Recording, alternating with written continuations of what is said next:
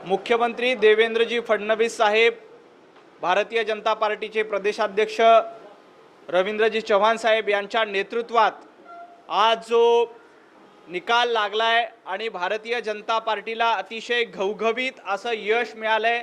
आतापर्यंत जी आकडेवारी आली आहे त्याच्यामध्ये एकट्या भारतीय जनता पार्टीला 129 ठिकाणी आघाडी आहे, तर महायुती म्हणून आम्ही जवळपास 225च्या आसपास जागांवर पुढे आहोत। खरं तर मुख्यमंत्री देवेंद्रजी फडणवीस साहेबांची जादू, त्यांचा करिश्मा पुन्हा एकदा महाराष्ट्रामध्ये चालला। विधानसभेच्या निवडणुकीला ज्या पद्धतीनं जनतेनं देवाभाऊंना आशीर्वाद दिले, तशाच पद्धतीनं लाडक्या बहिणीचे आशीर्वाद, जनतेचे आशीर्वाद पुन्हा एकदा देवेंद्रजी फडणवीस साहेब आणि महायुतीच्या पाठीशी आहे हे सिद्ध होतं। आत्ता जी आकडेवारी आली आहे त्यामध्ये सगळे विरोधक मिळून एकत्र केले तरीही त्यांच्यापेक्षा 3 पट जास्त जागा भारतीय जनता पार्टीला एकट्याला मिळाल्यात, हे या निमित्ताने चित्र स्पष्ट झाले। विशेष करून कोकणामध्ये कधी काळी उभाटा गटाचा दावा होता की तो आमचा बालेकिल्ला आहे। कोकणामध्ये उभाटा गटाचा सुपडा साफ झालाय। उभाटा गटाला कोकण रिजनमध्ये फक्त एका जागेवर यश मिळालंय, बाकी सर्व ठिकाणी महायुती विजयी झाली आहे। हे आमचं सर्वात मोठं यश आहे।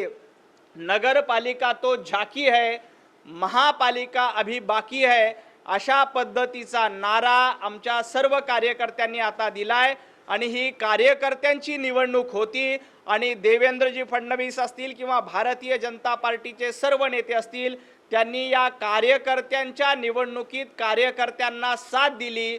विरोधक घरामध्ये बसले, आमचे नेते रस्त्यावर होते, कार्यकर्त्यांच्या पाठीशी त्यांच्या खांद्याला खांदा लावून लढा देत होते, त्याचं हे यश आहे। संजय राऊतांनी आरोप केलाय की भाजपने ज्या पद्धतीने मागच्या निवडणुकीमध्ये मशीन फिट केल्या होत्या तशाच मशीन आता ह्या निवडणुकीत सुद्धा फिट केली असा आरोप केला।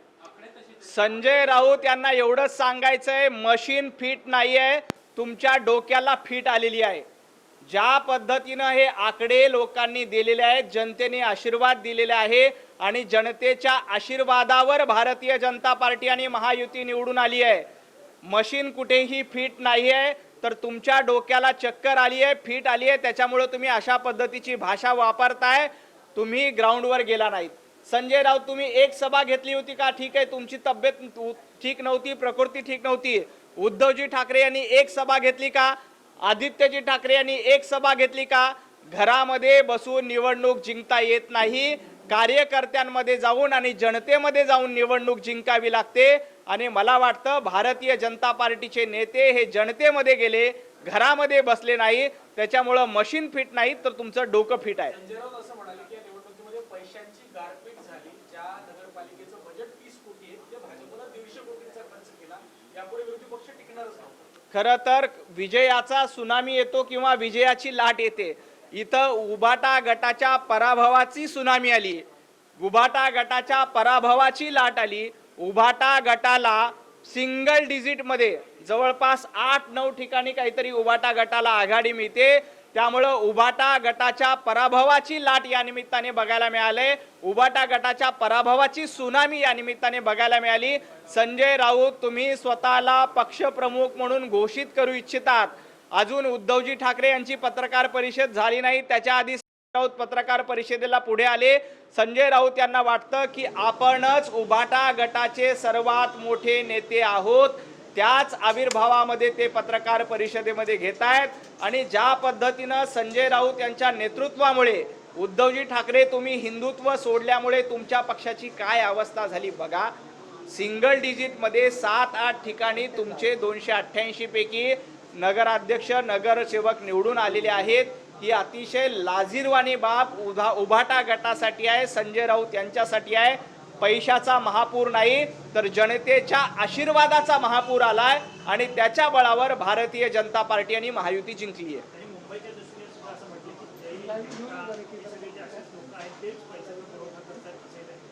संजय राऊत यांनी जयंत मेहता यांच्याबद्दल बोलू नये। मुंबई महापालिकेमध्ये 25 वर्ष सत्ता असताना कंत्राटदार कोण होते याची यादी संदीप देशपांडे यांनी वाचून दाखवली होती. संजय राऊत ती यादी आपल्या नजरे घालून घाला, म्हणजे जयंत मेहता कशा पद्धतीनं मुंबई महापालिकेमध्ये कंत्राटदार मिळत होते आणि तुम्ही त्यांना कसे कंत्राट देत होता हे महाराष्ट्राच्या समोर येईल. उद्धवजी ठाकरे संजय राऊत यांना पराभव डोळ्यासमोर दिसतोय. त्यांच्या पायाखालची वाळू घसरलेली आहे की त्यांना माहीत आहे ज्या पद्धतीनं नगरपालिकेला जनतेने देवाभाऊंना आशीर्वाद दिले, आता मुंबईसह 29 महापालिकेत जनता देवाभाऊंच्या नेतृत्वात महायुतीला आशीर्वाद देतील आणि मुंबई महापालिके निवडणुकीत उभाटा गटाचा सुपडा साफ होईल. हे संजय राऊतांना लक्षात आल्यामुळं त्यांनी भाषावाद सुरू केला, प्रांतवाद सुरू केला. अशा पद्धतीचा भाषावाद प्रांतवाद कितीही केला तरी मुंबईकर जनता सुज्ञ आहे. ते या भाषावाद प्रांतवादाला बळी पडणार नाहीत. ते देवेंद्रजींना आशीर्वाद देतील, ते विकासाला आशीर्वाद देतील, मेट्रो करणाऱ्यांना आशीर्वाद देतील, कोस्टल रोडचं स्वप्न पूर्ण करणाऱ्याला आशीर्वाद देतील, BDD चाळीमध्ये हक्काचं घर देणाऱ्यांना आशीर्वाद देतील आणि मुंबईकरांचा प्रवास सुखकर करणाऱ्या देवाभाऊंना आशीर्वाद देतील. विदर्भामध्ये काँग्रेसला यश ते चांगलं मिळालेलं आहे. त्यामुळे काँग्रेसकडून जल्लोष केला जातो आणि भाजपवरती टीका काँग्रेसकडून केली जाते. सत्तेचा वापर किंवा पैशाचा वापर केला गेला, परंतु काँग्रेस जी आहे ती या ठिकाणी टिकलेली आहे असं खरं तर विदर्भाची आकडेवारी जर का आपण बघितली तर 100 जागा होत्या. 100 पैकी जवळपास 58 ठिकाणी भारतीय जनता पार्टी आघाडीवर आहे. काँग्रेस 23 ठिकाणी आघाडीवर आहे. 100 पैकी 23 म्हणजे 23% यश, म्हणजे 35%ला उत्तीर्ण होतं. काँग्रेस विदर्भामध्ये उत्तीर्ण देखील झाली नाही. ढकलपास व्हायचा असेल तरी 30 जागा लागतात, त्याही जागा काँग्रेसला मिळाल्या नाही. हर्षवर्धन सपकाळ काँग्रेसचे प्रदेशाध्यक्ष आहेत, ते बुलढाणा जिल्ह्यातून येतात. देवेंद्रजी फडणवीस यांच्यावर नको नको ती टीका हर्षवर्धन सपकाळजी यांनी केली होती. त्या बुलढाणा जिल्ह्यामध्ये काँग्रेसचा सुपडा साफ झालाय. बुलढाणा जिल्ह्यामध्ये एक अगरबत्ती लावण्याचं काम देखील हर्षवर्धनजी सपकाळ तुम्हाला करता आलं नाही. तुम्ही देवेंद्रजींवर टीका केल्यामुळे बुलढाण्यातल्या जनतेनं, विदर्भातल्या जनतेनं त्याचा बदला घेतलाय आणि भारतीय जनता पार्टी महायुतीला आशीर्वाद दिले आणि काँग्रेसला बुलढाण्यातलं कुठेही जागा जिंकता आली नाही. विदर्भामध्ये काँग्रेसची फार बरी अवस्था नाही. अर्थात इतर भागापेक्षा विदर्भामध्ये थोडेसे तोंड दाखवण्यासारख्या जागा मिळाल्या, परंतु त्यांना विदर्भामध्ये साधं काठावर पास होता आलं नाही. विदर्भात हे यश भाजपचं मंडल अध्यक्षांचं यश म्हणावं का, कारण स्थानिक पातळीवरती यंत्रणा भाजपची चांगली आहे. भारतीय जनता पार्टी मंडल अध्यक्षाच्या जोरावर निवडणूक लढते तर विरोधक बंडल अध्यक्षाच्या जोरावर निवडणूक लढतात. विरोधकांचे बंडल अध्यक्ष असल्यामुळे त्यांना अशा पद्धतीचं अपयश मिळालं. भारतीय जनता पार्टी मंडल अध्यक्षांच्या जोरावर, मंडल प्रमुखांच्या जोरावर, बूथ प्रमुखांच्या जोरावर निवडणूक लढते.